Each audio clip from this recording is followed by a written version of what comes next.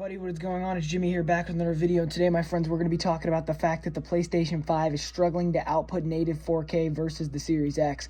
And I think this is very interesting because, you know, a lot of people at the surface thought that 2 teraflops of power really wasn't that big of a difference, but when you think about it, it really is, and we'll get into that in this video. So everybody, basically, Resident Evil apparently is running way better on the Xbox Series X than it is on the PlayStation 5 as of a couple months ago and the most recent build. So who knows what it'll be when it actually releases, but a leaker on Reset Era has told us this.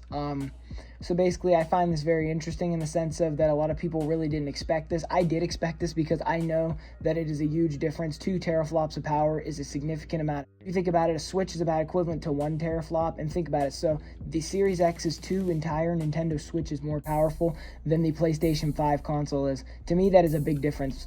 On this console, expect to see checkerboard rendering and not true native 4K. Apparently, Resident Evil 8 couldn't even run at 1080p 60 frames per second perfectly. Apparently, it was still glitching out. So the way that they've optimized it to prioritize GPU and CPU, the PlayStation 5 is being basically hell for developers, and they don't know how to use it yet. They're not very good with this technology. It's a relatively new thing. Sony's trying out. Well, that's a great idea, but the problem is it just doesn't work. So a lot of people are just not happy with it. The developers, they all are like, what the fuck do we do here? Because nobody knows what to do. It's going to be very interesting to see because the Xbox Series X originally had no reason for people to buy it, but now people wanting true 4K gaming at 120 FPS are going to definitely go with the Xbox Series X because at the end of the day, there is no other option that can do it without struggling or dropping frames or stuff like that. So I feel like the Xbox Series X at least has hope now not to fail. But the thing is, Sony has exclusives, and they have a lot of exclusives.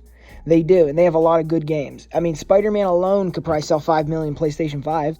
Basically, exclusives are going to carry Sony, and true 4K gaming at 120 hertz is going to carry Xbox, and that's how it's going to be. And the Nintendo Switch is going to get carried by exclusives and the portability factor. That's the only reason why it's not failing.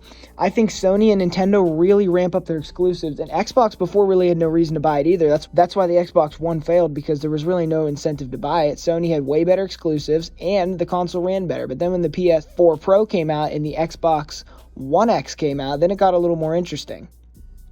Because now it was like, which one do I want? If I'm playing only third-party multi-plat games, I better get the Xbox One X. But if I want Sony's amazing studios to give me some amazing exclusive games, then I need to get that console. So it just became one of those things, a tug-of-war, you know, which side would you fall on? And a lot of people use a Nintendo Switch as a secondary console, like myself. I have an Xbox One X, and I have a Nintendo Switch, and those are my 2 primary consoles. The PlayStation 5 will be my first PlayStation console I've ever purchased. I'm very excited to buy it.